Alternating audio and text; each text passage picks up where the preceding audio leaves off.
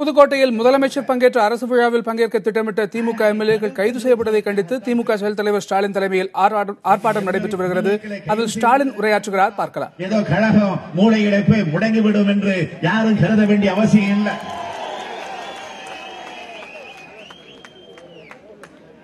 கைது செய்த காரணத்தால் தான் இந்த மிகப்பெரிய ஆர்ப்பாட்டம், மிகப்பெரிய எழுச்சி இன்றைக்கு புதுக்கோட்டை நகரத்தில் காணுகிறோம்.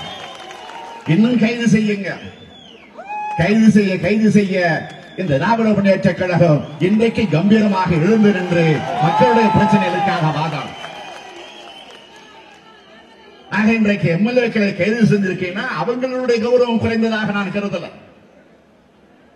அவர்களை தேர்ந்தெடுத்து சட்டமன்றத்திற்கு அனுப்பி வைத்திருக்கிறார்கள். மக்கள், அந்தந்த தொகுதியில் இருக்கக்கூடிய மக்கள். ஆக அவர்களை எடப்பாடி தலைமையில இருக்கக்கூடிய இந்த பினாமி ஆட்சி அவர்களை எல்லாம் கொச்சைப்படுத்தி இருக்கிறது, அவர்களை எல்லாம் அவமானப்படுத்தி இருக்கிறது என்றுதான் நான் இங்கே குறிப்பிட விரும்புகிறேன். ஆகவே மருத்துவமனை திறக்கப்பட்டிருக்கக்கூடிய இந்த நாளில் ஒரு மிகப்பெரிய சர்வாதிகாரம் நடந்திருக்கிறது. ஆக ஜனநாயகம் இன்றைக்கு ஒரு நோயாளியாக மாறியிருக்கிறது.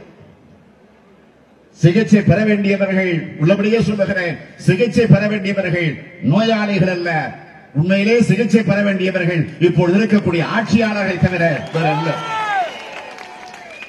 அதனால்தான் திறப்பு விழா போது எடப்பாடி ரிப்பனை பிடிச்சு கத்திரிக்கை எடுத்து கட் பண்றப்ப அவர் கையை அவர் வெட்டிக்கிட்டார்.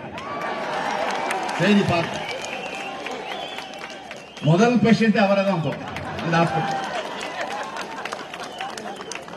அவுட் பேஷண்ட் வாங்க, நான் ஓபிஎஸ் அடிக்கடி சொல்லுவேன்.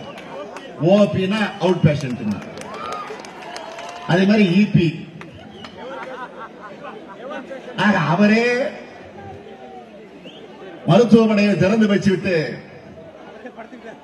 கையை கத்திரிக்கோளால கட் பண்ணிக்கிட்டு அவுட் பேஷண்டா புதுக்கோட்டை மருத்துவமனைக்கு இப்ப முதல் அவுட் பேஷண்ட் யாருன்னு கேட்டீங்கன்னா இபிஎஸ் தான்.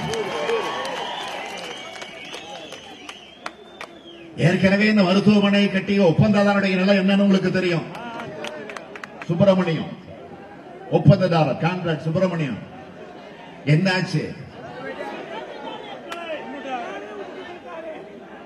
அமைச்சரோடு என்னென்ன தொடர்பு, எப்படியெல்லாம் தொடர்பு? ஆக இதையெல்லாம் எங்களுடைய எம்எல்ஏக்கள் அந்த விழாவுக்கு வந்துட்டா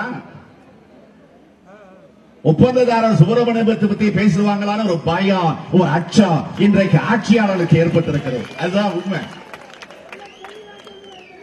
3 எம்எல்ஏக்களை இன்னைக்கு கைது செஞ்சிருக்கிறீங்களே, நான் கேட்கிறேன். இதே திராவிட முன்னேற்ற கழக தமிழகத்தில் கலைஞர் தலைமையில ஆட்சி நடைபெற்ற நேரத்தில் அரசு விழாக்கள் என்று சொன்னால் அந்த விழாக்களில் நிச்சயமா உறுதியா அது முதலமைச்சர் அந்த நிகழ்ச்சிக்கு வருகிறார் என்று சொன்னால் அந்த மாவட்டத்தை சார்ந்திருக்கக்கூடிய எல்லா சட்டமன்ற உறுப்பினர்கள், எல்லா நாடாளுமன்ற உறுப்பினர்கள், மக்களுடைய பிரதிநிதிகள் யாராக இருந்தாலும், அது எந்த கட்சியாக இருந்தாலும் அத்தனை பேரையும் அழைச்சி மேடையில் உட்கார வச்சு அவருடைய கருத்துக்களையும் கேட்கக்கூடிய ஒரு ஜனநாயக முதல்வராக நம்முடைய தலைவர் கலைஞர் அவர்கள் இருந்தார்கள் என்பதை நீங்கள் மறந்திருக்க மாட்டீர்கள். ஆனால் இன்றைக்கு இந்த நிலையா கிடையாது. ஆகவே ஒரு அநாகரிக அரசியலை பினாமி ஆட்சியை நடத்திக் கொண்டிருக்கக்கூடிய எடப்பாடி பழனிசாமி அவர்கள் தொடங்கி வைத்திருக்கிறார்கள். ஆகவே அதை கண்டிக்கக்கூடிய வகையில தான் இங்கு நடைபெற்றுக் கொண்டிருக்கக்கூடிய இந்த ஆர்ப்பாட்டம் என்பதை நான் தெளிவுபடுத்த விரும்புகிறேன். அது மட்டும் இந்த ஆர்ப்பாட்டத்தை நடத்திட வேண்டும் என்று தலைமை கழகத்தின் சார்பில் நாங்கள் முடிவெடுத்து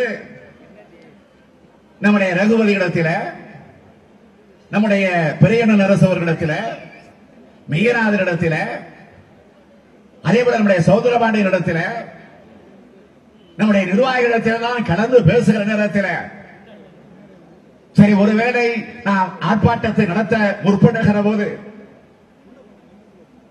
காவல்துறை அனுமதி தருமா? ஆகவே முறையாக நீங்கள் காவல்துறை அதிகாரிகளை சந்தித்து அனுமதி கேளுங்கள். இந்த தேதிகளை நான் வருகிறேன். நான் 12ஆம் தேதி தூத்துக்குடிக்கு செல்ல வேண்டும். காலையிலே ஒரு நிகழ்ச்சி. ஆக மாலைகளை சற்று எனக்கு ஓய்வு இருக்கிறது. 11ஆம் தேதி. எனவே அந்த தேதிகளை நான் வருகிறேன். ஞாயிற்றுக்கிழமையாக இருந்தாலும் பரவாயில்லை. நீங்கள் வந்தால் கூட்டம் தானாக வரும். எனவே தேதியை கிழமையை பற்றி நீங்கள் பார்க்க வேண்டாம் என்று சொன்னார். சரி, நான் வருகிறேன். முறையாக காவல்துறை அணுகுங்கள் என்று கேட்டு அணுகினார்கள். அணுகிய நேரத்தில் உடனடியாக அனுமதி கிடைத்ததா? கிடையாது. வாங்கி வைத்துக் கொண்டார்கள். ஒன்னு என்ன செஞ்சிருக்கணும்? அனுமதி உண்டு என்று சொல்லி இருக்கணும். இல்லை என்றால் அனுமதி கிடையாது என்று திட்டவட்டமாக அவர்கள் மறுத்திருக்கணும். சொன்னார்களா? கிடையாது. பார்க்கலாம் பார்க்கலாம் என்று சொல்லிக் கொண்டிருந்த போது நான் உடனே, நீங்கள் உடனடியாக மதுரை நீதிமன்றத்திற்கு செல்லுங்கள், அங்கே உடனடியாக நீதிமன்றத்தில் மனு போடுங்கள். இப்படி ஒரு பிரச்சனை, நியாயத்தை கேட்டு போராட்டம், ஆர்ப்பாட்டம். ஆக அனுமதி கேட்டிருக்கிறோம், அனுமதி கிடைக்கல என்ற நிலையில நீதிமன்றத்துக்கு சென்று வழக்கு போட்டு அதற்கு பிறகு நீதிமன்றத்தின் மூலமாக இந்த ஆர்ப்பாட்டத்தை நடத்த வேண்டிய நிலைக்கு வந்திருக்கிறோம். ஆக இந்த ஆர்ப்பாட்டத்தோடு நம்முடைய கடமை முடிந்துவிடப் போகிறதா? கிடையாது. இது தொடரும் தொடரும் தொடரும் என்று சொன்னால், இந்த அநியாய ஆட்சி இப்படிப்பட்ட அக்கிரமங்களை செய்கிற வரையில திராவிட முன்னேற்ற கழகம் தொடர்ந்து இது போன்ற போராட்டங்களை மக்கள் முன்னால் எடுத்து சொல்லும். அதில் எந்த மாற்றமும் கிடையாது. சரி, எங்களுடைய சட்டமன்ற உறுப்பினர் 3 பேர்களை நீங்கள் கைது செய்தீர்களே, என்ன காரணம்? பிரிவென்ட் அரெஸ்ட் என்று சொன்னீர்கள், முன்னெச்சரிக்கை நடவடிக்கை என்று சொன்னீர்கள், வழக்கு போட்டிருக்கிறீர்கள். அதற்கு பிறகு இரவிலே தான் அவர்களை விடுதலை விட்டிருக்கிறீர்கள். ஆக வழக்கு இருக்கிறது. ஆக இந்த வழக்கை நாங்கள் சும்மா விட்டு விடுவோமா? நாங்கள் இந்த காவல்துறையை எதிர்த்து, இந்த அராஜகத்தை எதிர்த்து, எங்கள் மீது போடப்பட்டிருக்கக்கூடிய இந்த பொய் வழக்கை எதிர்த்து உடனடியாக நீதிமன்றத்திற்கு செல்ல போகிறோம். அப்படி செல்லுகிற நேரத்தில் எங்களுடைய எம்எல்ஏக்கள் மீது யார் வழக்கு போட்டிருக்கிறார்களோ அவர் எந்த உயரத்தில் இருக்கக்கூடிய அதிகாரிகளாக இருந்தாலும் நீதிமன்றத்திற்கு வந்துதான் தீர வேண்டும். மறந்துவிடக்கூடாது. நான் மிரட்டல, அச்சுறுத்துவதாக நீங்கள் கருதக்கூடாது. நியாயத்தை சொல்லுகிறேன். காவல்துறை அதிகாரிகள் பாவம், அவர்கள் என்ன செய்வார்கள்? பாவம். அது ஒரு அணியாக இருந்து ஒரு ஆட்சி இருந்தா